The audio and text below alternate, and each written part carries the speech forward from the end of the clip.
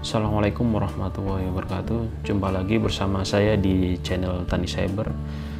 Pada kesempatan kali ini kita akan sharing tentang konsep TCP/IP atau Transmission Control Protocol, Internet Protocol. Ini adalah konsep dasar ketika kita ingin belajar jaringan, dan konsep dasar ini wajib dipahami, wajib diketahui, wajib dimengerti, karena ini adalah dasar dari ilmu-ilmu jaringan komputer yang akan kita pelajari ke depannya. Jadi kalau belum paham ini akan kesulitan nanti ke depannya. Ini menjadi materi dasar pada materi-materi berikutnya yang akan kita bahas tentang jaringan komputer. Ada beberapa materi yang akan kita bahas ke depan, dan ini akan menjadi materi dasar, materi penunjang untuk materi-materi yang berikutnya. Baik, langsung saja saya akan menjelaskan sedikit tentang konsep dasar TCP/IP. Yang pertama adalah komunikasi data. Di jaringan komputer itu kan definisinya menghubungkan dua komputer atau lebih dengan menggunakan media dengan tujuan untuk komunikasi data, dengan tujuan untuk berbagi resource. Nah, resource di sini kan resource di sini bisa berupa data, bisa berupa sumber daya hardware. Misalkan kalau sumber data berarti kita bisa bertukar file. Misalkan kalau berupa data kita bisa bertukar file, bisa bertukar foto, bisa bertukar video, gambar, dan sebagainya. Tapi kalau berbagi resource hardware, kita bisa sharing printer misalkan, kemudian ada scanner misalkan, CD-ROM, misalkan ada kamera dan sebagainya. Itu adalah berbagi resource. Nah, tentu saja yang perlu kita pahami di sini adalah bagaimana komunikasi data itu terjadi antara komputer yang satu dengan komputer yang lain. Secara kita ketahui bahwa ada beberapa device yang berbeda-beda, di mana vendor-vendor itu menggunakan protokolnya masing-masing. Jadi kalau saya ibaratkan di Indonesia itu kan menggunakan bahasanya masing-masing ya. Bahasanya masing-masing itu ada bahasa daerah-daerah masing-masing, misalkan bahasa Jawa, misalkan bahasa Madura, bahasa Batak, bahasa Papua, kemudian ada bahasa Sulawesi, Bajo, dan sebagainya. Nah, ibaratkan daerah-daerah itu adalah device-device yang berbeda, kemudian akan dijadikan satu dalam sebuah jaringan komputer. Maka kalau menggunakan bahasanya masing-masing, kalau menggunakan protokolnya masing-masing, akan kesulitan untuk berhubungan, berkomunikasi. Oleh karena itu, ketika berkumpul dengan bahasa daerahnya, dengan bermacam-macam latar belakang bahasa daerah, maka harus ada satu bahasa yang digunakan supaya nanti sama-sama dimengerti oleh yang lainnya, yaitu menggunakan bahasa Indonesia. Nah, sama di jaringan komputer juga begitu. Jaringan komputer itu kan protokol vendornya itu kan berbeda-beda, bermacam-macam merek di sini ya. Ketika berkomunikasi di dalam sebuah jaringan, maka mau nggak mau mereka harus mengikuti protokol yang sama, yaitu protokol-protokol yang ada di jaringan internet. Nah, ini adalah proses komunikasi data dari komputer A ke komputer B, di mana data itu dihubungkan atau dikirimkan melalui sebuah kabel begitu ya. Nah, prosesnya ini nanti akan kita pelajari bersama ke depan. Ini adalah gambaran mengirimkan data dari komputer A ke komputer B. Jadi komunikasi data itu antar komputer itu dikirimkan melalui interface ya. Interface yang ada di sini ada interface LAN card, ada WiFi yang wireless itu ya. Karena interface itu berdasarkan definisi jaringan yang tadi, interface itu medianya kan ada dua, ada media kabel sama media yang nirkabel. Jadi kalau menggunakan media kabel maka dia menggunakan network interface card atau LAN card. Kalau dia menggunakan yang seperti ini, yang jaringan nirkabel, maka dia menggunakan wireless card gitu ya. Dan ini protokolnya berbeda. Kalau ini protokolnya Ethernet, yang ini protokolnya nanti menggunakan protokol 802.11 gitu. Kemudian beberapa masalah dalam pengiriman data ya. Jadi data itu kan harus dikirimkan ke komputer yang tepat gitu ya, sesuai dengan tujuannya. Jangan sampai komputer data yang dikirimkan dari komputer sumber kemudian salah sasaran ya, maka akan berabe ya. Jadi filenya itu kemana-mana nggak karuan. Nah, hal ini akan menjadi rumit ya jika komputer tujuan transfer itu tidak berada pada jaringan lokal, melainkan berada di tempat yang jauh. Nah, jika komputer yang saling berkomunikasi itu jauh secara jaringan ya, maka terdapat kemungkinan data nanti kan bisa rusak ya, atau bisa hilang, atau bisa tidak sampai kepada komputer yang dituju. Oleh karena itu perlu ada mekanisme yang mencegah rusaknya data ini. Nah, mekanisme inilah nanti yang akan dibahas pada protokol TCP/IP. Nah, kalau dilihat di gambar ini ada jaringan A di sini, ada jaringan A ini adalah meliputi komputer A1, A2 dan A3. Kemudian ada jaringan B meliputi komputer B1, B2 dan B3. Kemudian ada komputer C1, C2 dan C3, di mana komputer untuk jaringan C itu menggunakan device-nya itu yang wireless ya. Nah, kalau data yang dikirimkan itu, sekali lagi, kalau data yang dikirimkan itu hanya antar dalam satu jaringan A1 ke A2, A2 ke A3, ini relatif masih gampang. Tetapi kalau komputernya sudah jauh ke sini, jangan-jangan data yang akan dikirimkan yang mestinya dari A1 ke B1 itu kemudian dia kirimkan masuk ke C3 misalkan, maka itu nggak boleh berabe. Nah, kemudian ada beberapa masalah dalam pengiriman data ya. Jadi hal lain yang perlu diperhatikan ialah pada komputer tujuan nanti setelah data yang dikirimkan melalui jaringan yang berbeda itu sudah teratasi atau sudah bisa ditemukan ya, maka pada komputer tujuan nanti data juga harus benar-benar sesuai dengan aplikasi yang dituju gitu ya. Karena di komputer tujuan itu nanti ada beberapa aplikasi yang sudah siap menunggu data yang dikirimkan dari A1. Nah, aplikasinya mungkin ada aplikasi web misalkan begitu ya. Jangan sampai yang dikirimkan dari A1 itu video, tetapi yang nyampainya ke B1 itu chatting. Nah, itu seperti itu. Maka data itu tidak akan bisa dibaca gitu ya. Jadi harus sesuai, karena ada beberapa aplikasi yang sudah menunggu di komputer tujuan itu. Bisa web, kemudian bisa email, kemudian bisa video, bisa audio, bisa chat. Karena aplikasi yang dikirimkan itu kan banyak. Nah, dari banyak aplikasi itu harus dipilah-pilah. Ibaratnya beginilah, kalau kita A1 itu diibaratkan sebagai toko begitu ya, kemudian B1 itu sebagai rumah, kemudian dari A1 itu akan mengirimkan beberapa barang begitu. Sedangkan di B1 itu ada beberapa penerima, ada beberapa orang gitu ya. Maka dari A1 itu harus pengirimnya itu harus benar-benar bisa memilah barang apa yang dikirim ke B1 orangnya adalah ini, barang apa yang dikirim dari A1 ke B1 orangnya adalah ini dan seterusnya gitu. Jadi data itu harus sampai pada aplikasi yang tepat atau pada orang yang tepat gitu. Di cara alamiah untuk menghadapi setiap masalah yang rumit ialah memecah masalah tersebut menjadi bagian-bagian yang kecil ya. Jadi dalam memecahkan masalah transfer data di atas, para ahli jaringan komputer pun itu melakukan hal yang sama. Jadi untuk setiap problem komunikasi data diciptakan solusi khusus berupa aturan-aturan yang menangani problem tersebut. Untuk menangani masalah-masalah komunikasi data keseluruhan, aturan ini harus bekerja sama satu dengan yang lainnya. Di kehidupan nyata kita pun ada banyak masalah yang kompleks ya untuk diselesaikan gitu ya.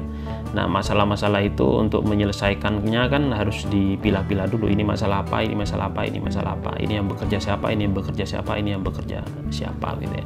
Pemilahan-pemilahan pemecahan masalah inilah nanti akan digabungkan dalam sebuah protokol, dalam sebuah aturan ya.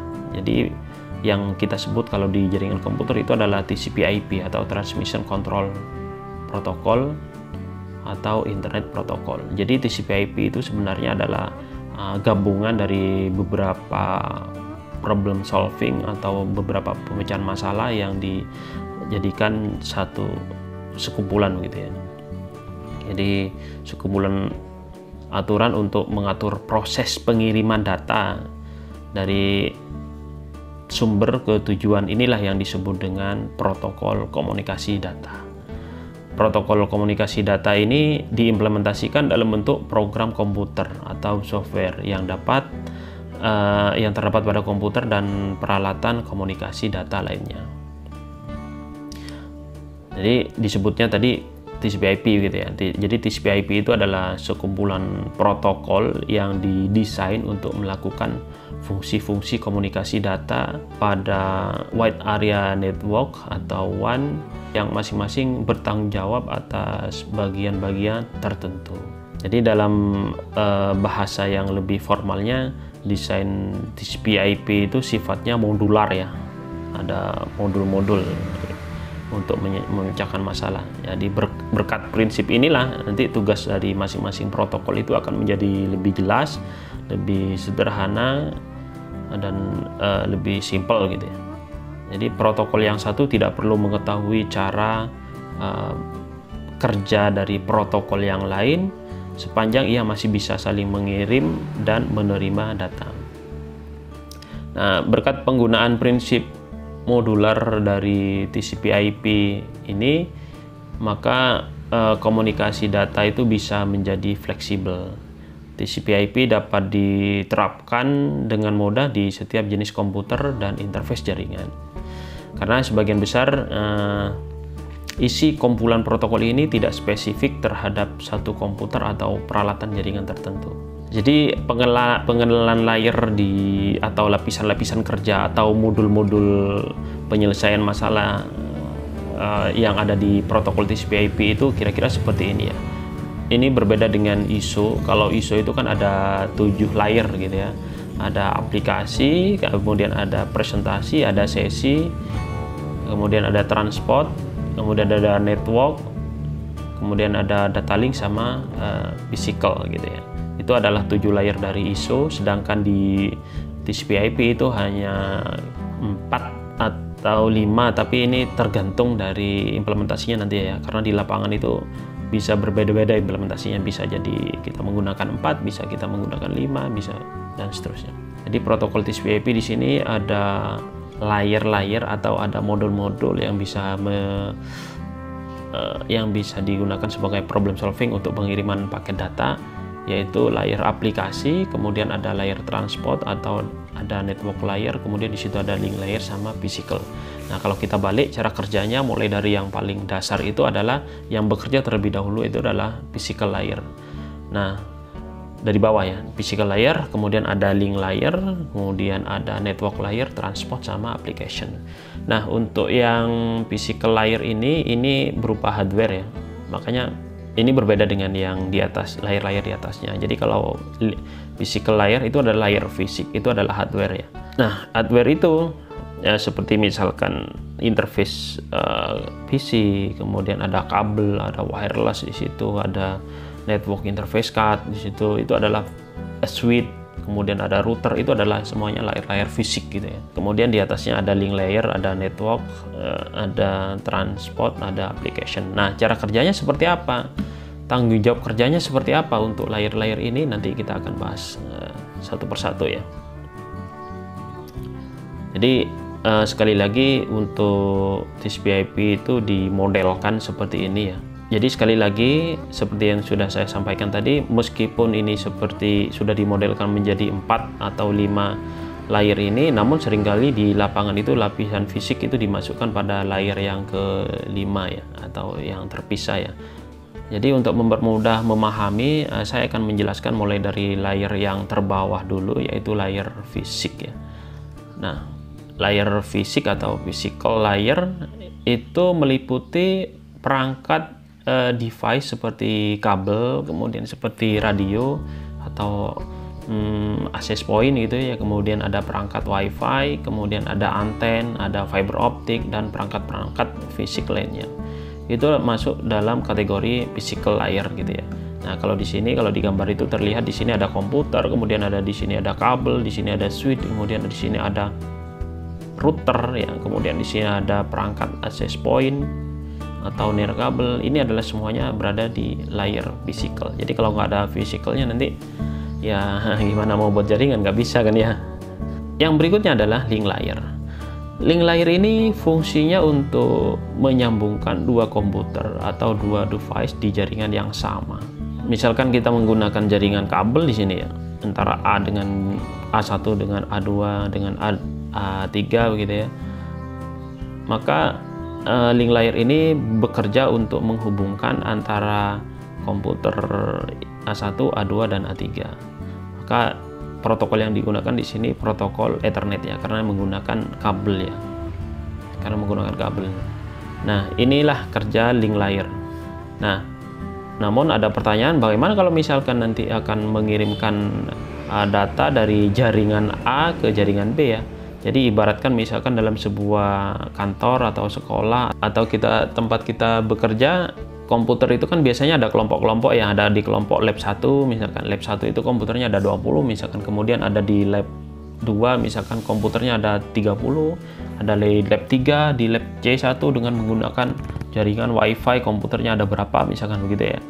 Nah, maka kelompok-kelompok jaringan itu kan dipisah-pisah, ada jaringan lab, ada jaringan ruang guru, misalkan ada jaringan wifi. Maka untuk menghubungkan itu kan membutuhkan sebuah perangkat lain ya, yang kita sebutnya sebagai router gitu ya. Ketika data itu akan dikirimkan dari antar jaringan, dari komputer A2 misalkan seperti ini, ke A2 ke B3 ya, dari A2 ke B3, maka yang bekerja di sini adalah network layer. Nah, network layer itu menghubungkan komputer yang berbeda jaringan. Dan tentu saja di sini yang berpengaruh nanti ada banyak hal gitu ya, ada banyak hal. Jadi network layer ini sekali lagi untuk menghubungkan satu jaringan lokal dengan jaringan lokal fisik yang lain. Nah, yang bekerja di situ tentu yang berperan penting adalah routing ya di sini ya. Jadi routing itu sangat berpengaruh karena routing di sini pada gateway itu mengatur paket data, mengatur traffic, mengatur rute yang akan dilalui sehingga nanti data yang dikirimkan dari A2 ke B3 itu benar-benar sampai ya, benar-benar tepat sasaran. Jangan sampai nanti di persimpangan di sini dia mengarah pada komputer yang berbeda ya. Mengarah pada komputer yang berbeda. Itu yang tidak diinginkan ya. Kemudian network layer tadi hanya menghubungkan saja antara komputer A1 ke komputer B3. Dia hanya menghubungkan saja gitu ya, tanpa dia bertanggung jawab terhadap sampai atau tidaknya paket data yang akan dikirimkan dari A1 ke B3 ya. Jadi network layer tadi kan menghubungkan saja antara komputer, salah satu komputer di jaringan A ke salah satu komputer yang ada di jaringan B atau jaringan C, karena ini jaringannya berbeda, tetapi dia tidak bertanggung jawab terhadap data, apakah datanya itu sudah sampai atau belum ya. Jadi yang bertanggung jawab itu ada pada layer transport ya. Ada layer transport. Di layer transport ini nanti dia bertanggung jawab terhadap data yang dikirimkan. Tetapi di transport itu ada dua metode koneksi juga. Ada dua metode koneksi yang bisa digunakan pada layer transport. Yang pertama adalah koneksi TCP atau Transmission Control Protocol, di mana koneksi TCP ini dia connection oriented ya, artinya dia harus benar-benar sampai datanya gitu ya. Makanya ini yang bisa digunakan misalkan seperti protokol aplikasi-aplikasi chatting ya. Jadi chatting itu menggunakan di layar transportnya itu menggunakan metode koneksinya itu menggunakan TCP ya, atau Transmission Control Protocol. Karena apa? Karena chatting itu kan harus benar-benar sampai ya, dari A ke B, dan teksnya itu juga harus benar-benar full ya. Jangan sampai yang dikirim aku kemudian yang sampai ke sana itu saya. Aku yang sampai ke sana itu kamu, aku yang sampai ke sana itu dia. Nah, itu yang berbahaya. Jadi transport itu memastikan bahwa data yang dikirim dari A3 ini di salah satu komputer yang ada di sini itu benar-benar sampai ke komputer tujuan. Itu yang menggunakan TCP ya. Yang kedua, di layer transport itu yang digunakan adalah protokol UDP atau datagram protokol gitu ya, user datagram protokol. Nah, kalau user datagram protokol itu atau UDP ini nanti dia tidak connection oriented, artinya dia tidak ngurus apakah data itu benar-benar sampai atau tidak. Dia tidak akan mengurus apakah data itu benar-benar sampai dengan selamat utuh kepada komputer tujuan atau tidak. Yang penting dia mengirimkan saja. Contohnya di sini misalkan kita live streaming, misalkan kita video YouTube misalkan. Jadi dia tidak mikir apakah data yang dikirimkan itu sudah sampai atau tidak gitu ya. Kan tergantung orang yang mau melihatnya, mau mendengarkannya gitu ya. Dia tidak mikir apakah data itu yang dikirimkan full atau tidak. Bisa jadi nanti tergantung juga koneksinya. Bisa jadi nanti error, putus dan sebagainya. Jadi tidak. UDP ini ya istilahnya ya dikirim dengan bismillah gitulah, nyampe nggak nyampe ya bismillah lah pokoknya, terserah nyampe nggak nyampe, yang penting saya ngirim gitu ya. Itu untuk yang transport. Kemudian ada yang terakhir adalah layer application. Seperti yang sudah dijelaskan sebelumnya tadi, bahwa layer application ini nanti dia akan menerima ya, misalkan ada data dikirim dari A3 ke B3, layer application ini bertanggung jawab nanti menerima data sesuai dengan tipe data yang dikirimkan. Kalau misalkan dia menggunakan data yang dikirimkan itu adalah HTTP, maka di application ini yang diterima itu dia menggunakan HTTP juga. Misalkan dia yang dikirimkan video, maka dia yang penerimanya di sini menggunakan video juga. Jangan sampai salah, misalkan dikirimkan video tetapi diterimanya berdasarkan gambar, maka tidak sesuai di sini. Ini yang bertanggung jawab terhadap adalah layer application. Ini adalah beberapa proses gambar dari proses enkapsulasi atau pengiriman data. Jadi di sini biasanya ada frame data-data ini biasanya dibundle dibungkus dulu pada physical layer atau pada link layer. Di sini data itu nanti akan dibungkus menggunakan header Ethernet gitu ya. Kemudian di dalam data ini ketika sampai di network itu sebenarnya ada IP header sama data. Kemudian ada transport, di layer transport itu data itu di dalamnya ada TCP header, kemudian ada data di dalamnya. Sehingga ketika sampai di aplikasi itulah yang baru sebenarnya data. Tapi untuk melihat ini semuanya harus dienkapsulasi lagi ya. Harus dilihat dulu ke dalam gitu. Kemudian yang terakhir ini adalah adalah aplikasi ya, hubungan antar protokol TCP. Jadi tadi kalau kita di link layer atau physical layer, di situ ada beberapa Ethernet yang bisa digunakan, ada beberapa protokol yang bisa digunakan adalah Ethernet, kemudian ada token ring, kemudian ada macam-macam, ini banyak sekali. Kemudian ada wireless, ada 802.11, ini yang digunakan untuk device perangkat yang wireless atau jaringan nirkabel ya. Kemudian ada di network layer itu bisa menggunakan IP atau ARP. Kemudian di layer transport tadi protokolnya ada dua, ada TCP sama UDP. Untuk aplikasinya ada ICMP sama OSPF ya. Kemudian untuk di layer application itu ada beberapa protokol yang bisa digunakan seperti HTTP untuk web, kemudian ada FTP untuk transfer file, kemudian ada Telnet untuk remote, ada Finger SSH untuk remote juga atau Shell Secure, kemudian ada DNS itu menggunakan transport layernya TCP. Meskipun sekarang untuk DNS ini ada juga yang menggunakan UDP. Kemudian ada POP3 biasanya digunakan untuk aplikasi menerima email. Kemudian ada SMTP, Simple Mail Transfer Protocol, itu biasanya digunakan untuk aplikasi untuk mengirimkan email. Kemudian ada BGP, kemudian ada NTP, Network Time Protocol, SSL, dan lain-lain. Nah, ini ya, jadi aplikasinya yang digunakan pada aplikasi layer itu adalah ping. Nah, kemudian yang ini adalah hubungan end-to-end atau proses pengiriman data kalau networknya berbeda. Kalau networknya berbeda, tadi kan sudah saya sampaikan di awal menggunakan sebuah perangkat yang namanya router ya. Jadi kalau networknya berbeda, ini ibaratnya komputer yang A, ini adalah komputer A pada jaringan yang berbeda, maka di sini yang application layer, kemudian dia ke TCP, kemudian ke IP, subnet. Di subnet itu nanti akan dikirimkan ke gateway masih menggunakan IP pada network yang sama dengan ini.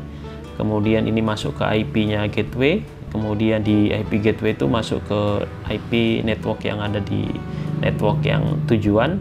Kemudian ada subnet, IP, TCP sama application. Aplikasi to aplikasi ini disebutnya dengan end-to-end connection. Kemudian TCP ke TCP itu disebutnya dengan virtual connect circuit.